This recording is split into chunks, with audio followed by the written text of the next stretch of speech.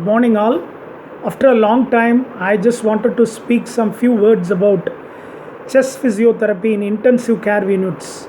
At the moment, there are a lot of COVID patients getting positive and accumulated in the hospital setups. For acute care, I just wanted to open up some few facts.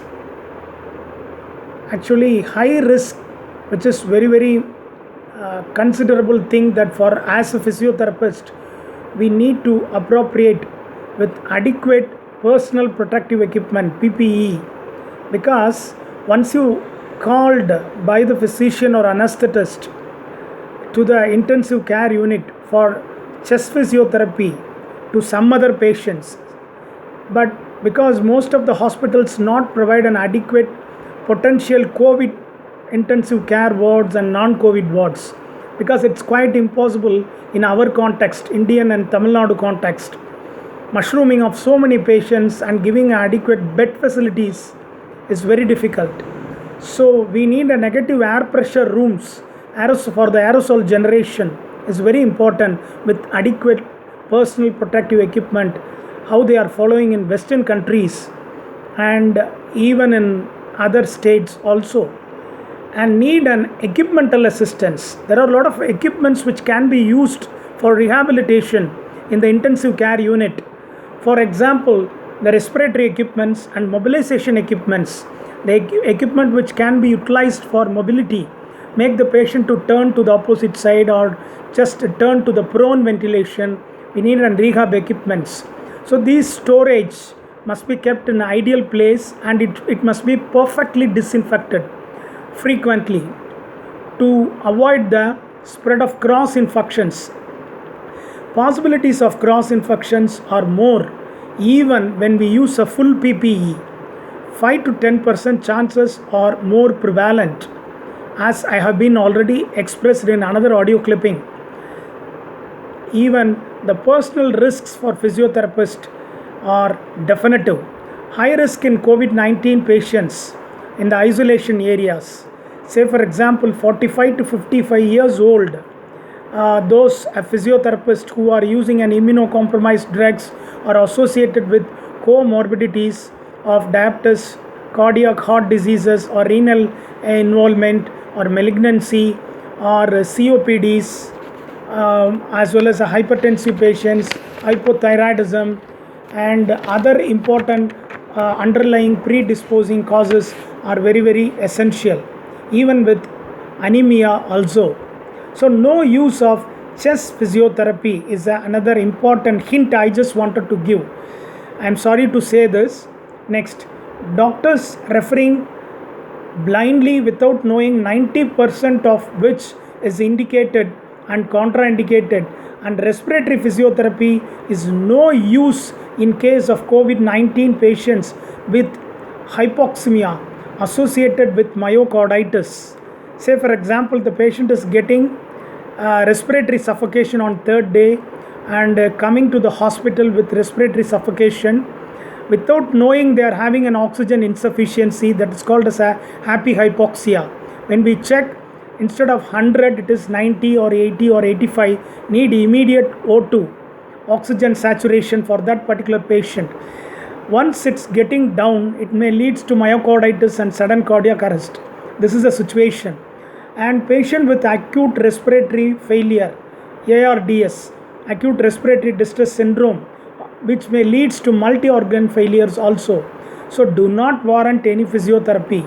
So as a physiotherapist, we must keep in mind, and whenever there must be a call or something, a reference, we must in a position to explain to the referral doctors that so all the patients with dry cough and non-productive secretions, for example a pneumonia, may not at all benefit with chest physiotherapy. This is an evidence-based proven. And why we call to intensive care unit? Is there really any benefit in outcome of the COVID-19 patients? Productive cough, that is the main reason they are indicating physiotherapy. Productive cough and presence of airway secretions, which is there. So the patient continuously in ventilator having an inspiratory muscle weakness, so cannot able to bring out the secretion, not able to cough. So for that specific reason, we have been called for chest physiotherapy is concerned.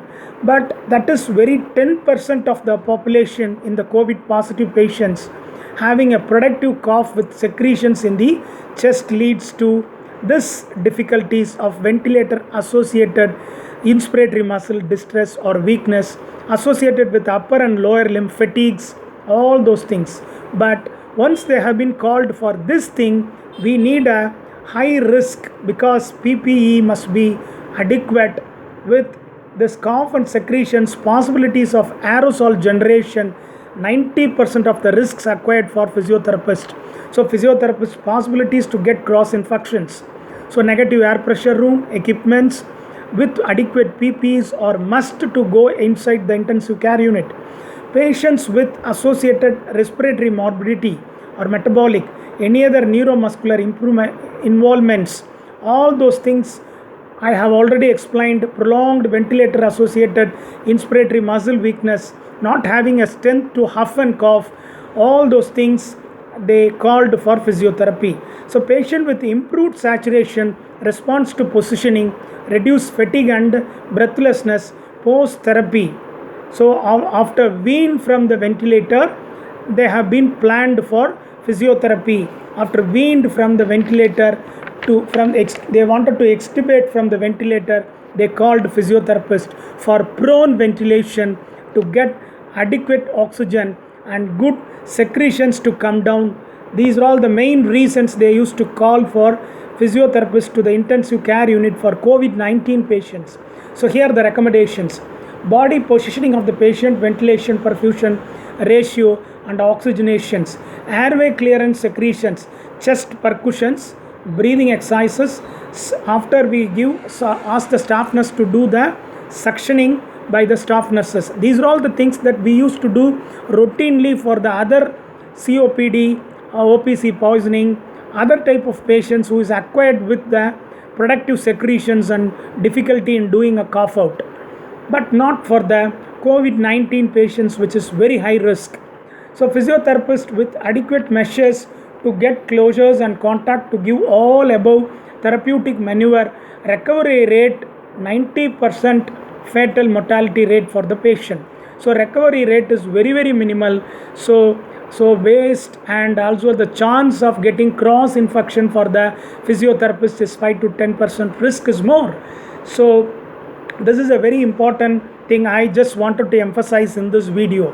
So best helpful way for physiotherapy in Indian and Tamil Nadu context, in acute care, ICU setting context, isolation wards, we can call ventilator if the patient recovered and coming back to the normal and admitted in the step down wards. If we can call, we can give a best arrangement of charts, audio visual aids, visual glass doors with mic or any mode with group therapy.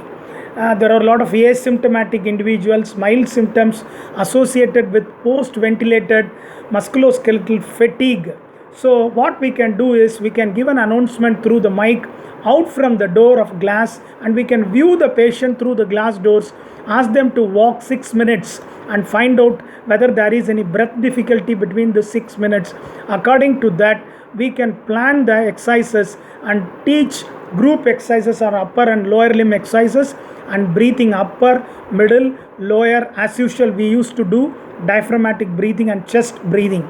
This is the best way that we can give for the patient as a physiotherapist. So post weaned from ventilator, patient kept in step down wards, the closed glass doors with appropriate audio visual feedback is very essential as a physiotherapist to do contactless physiotherapy for the safety measures. So I think this is not a right time to show whom we are. Enthusiastically, please be safe, be careful. Personally, prior to enter the potential ICU with susceptible COVID-19 COPDs, there is an evidence-based algorithm. I have personally interested to share some views for the seniors, colleagues and other referral doctors, publics, everybody. Please view this. because a lot of physiotherapists even getting deaths in some places, like other doctors and staff nurses and other lost grade health workers. So be very safe and do physiotherapy. So this is my perceptions. If any queries or any wrong thing, you can also give me a feedback, and you just subscribe this channel if you like. Thank you.